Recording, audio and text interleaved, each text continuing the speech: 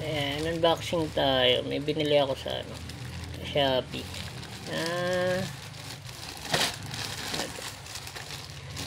Ano lang to, BL lang. BL lang na WCF ba to? Curious lang sa itsura, kaya napabili ako. Malay naman natin, may maganda. So, unbox na natin to.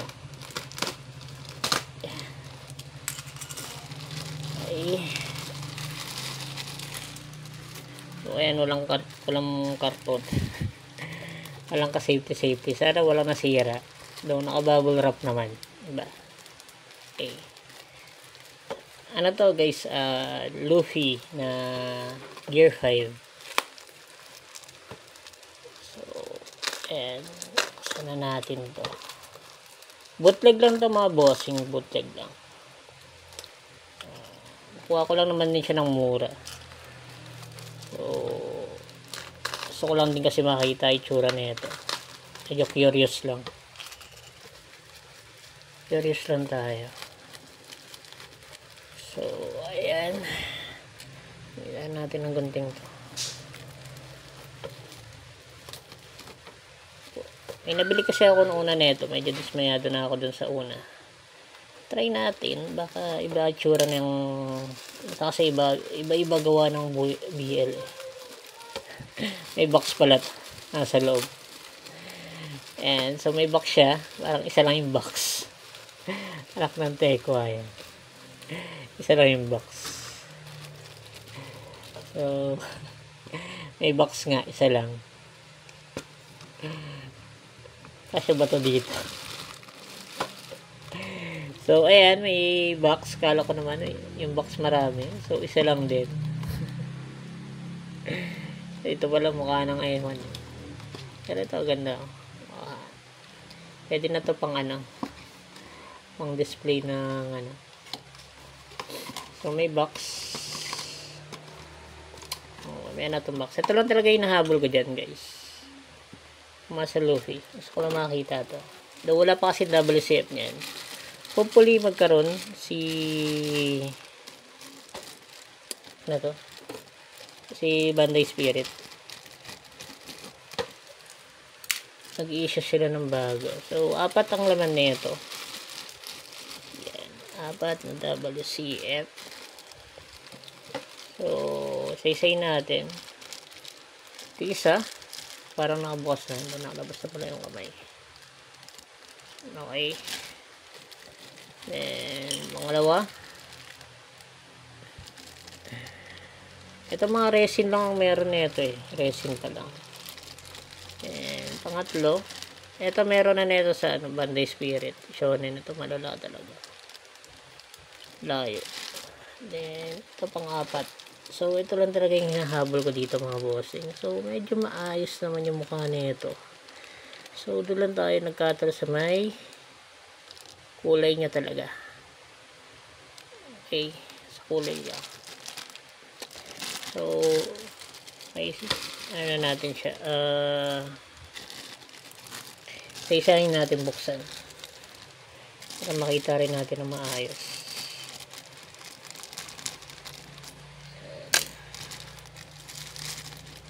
So, WCF yung size niya. Ito medyo malayo na to. Off na to. Itong nakaano siya. Para poster post ni Luffy. This one medyo malala. May authentic ako na ito eh. So, ito medyo malayo talaga. Yan guys. Check nyo na lang. So, sa mga budget friendly naman dyan. So, gusto magka-figure ng ganitong klaseng Luffy. Ayan. Sa Shopee ko to nabili. Worth na ito is close up natin para makita nyo gusto. So, ito off talaga. Malayo. Talagang halata mo na to. Na bootleg.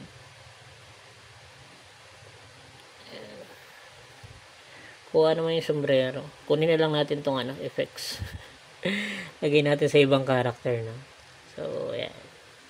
Pwede mo itong kunin eh. Ayan, no? Tatanggal. Tapos lagay natin sa iba. Lagay natin kay Zoro, kay okay, next. So, itong isa, off na kaagad. Yung malayong malayo. Sobrang layo. Pero syempre, kanya-kanya naman tayo ng preference.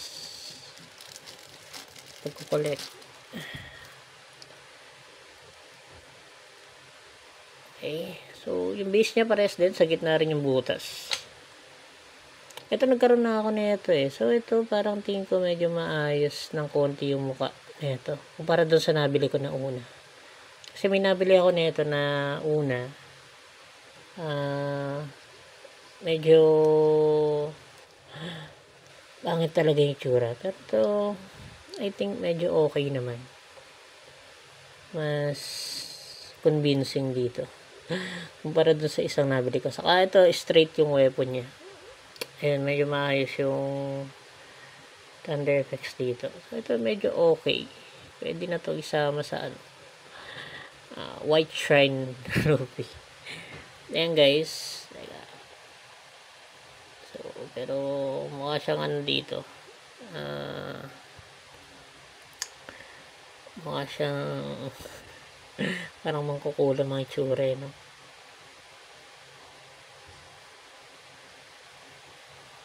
Okay. Nakita nyo ba?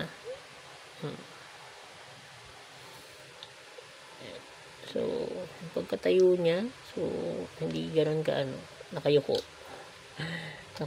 Nakayuko ang dating. Nabibitawan din yung weapon.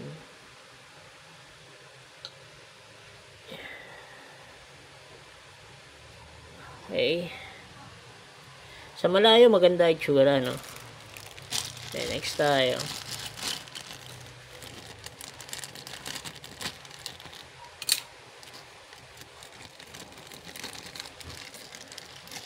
Hopefully talaga magkaroon pa ng ganitong ano, yung Banpresto talaga. Or Bandai. Ayan, pare-pare sila ng base. Sa gitna lang yung ano. Walang markings to mga bossing. Kaya alam nyo na fake. Nagkita siya pero parang feeling ko makakatayo naman. Ay hindi makakatayo. Ang ganda sana ng color separation nito. Color, ano ba tawag doon? Tama, color separation. Ayan. Pagkagilid, okay. So, ayan siya. Alam ko resin lang yung may ganitong line eh. Ayan, resin lang. So, hindi pa pantay yung effects. Try natin eh. Diretso. Baka maputol naman. Maputol. Kita niyo ulo, parang nakawig. Hindi siya masyadong nakalapat ng maigi. So, ganyan na lang nakagilid. Para maganda tingnan. Okay. Yeah. Natin to.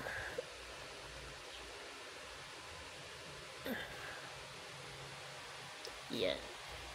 Ito talaga pag tinignan mo sa malayo, medyo olats. Ito pag nakaganyan siguro, ayan.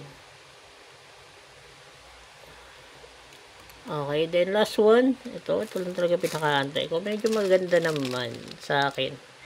Para sa akin guys medyo maganda naman. Okay. Hindi naman ako na, medyo maganda tong isa. Yung Muscle Luffy.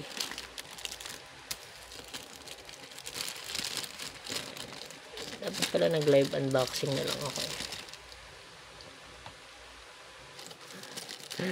Ang ganun din yung ano niya, support niya. So, isa lang eh.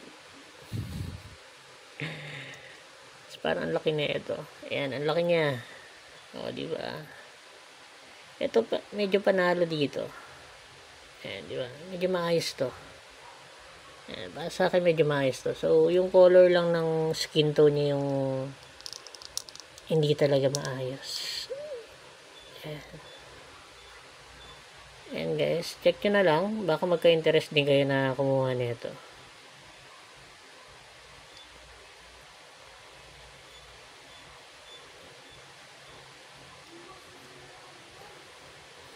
Ayan, for me, sa apat na to, ito yung pinakamaayos at maganda.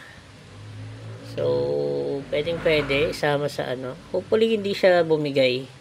Kasi medyo mabigat tong figure. Then, yung support niya is maliit lang din, WCF lang. Parang liliko pa.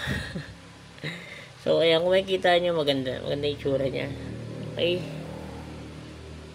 Yan. Para sa akin, dito sa apat, yung muscle loopy yung pinakamaayos. Ito, pinakasablay.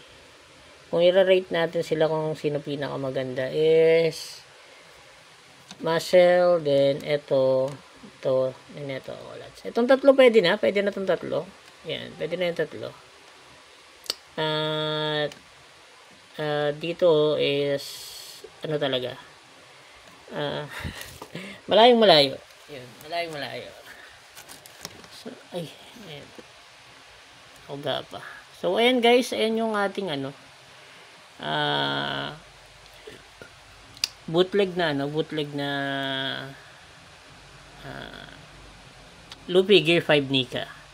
So, sa may mga gusto din dyan, pwede nyo i-check sa Shopee. Meron na yan sa Shopee ngayon. Recent ko lang nilagay. Okay. So, ayun lang guys. Thank you sa panonood. Siguro yung tatlo yun dadagdag ko, pero ito medyo malabo. Ayan guys, thank you. Flex natin to isa-isa mamaya.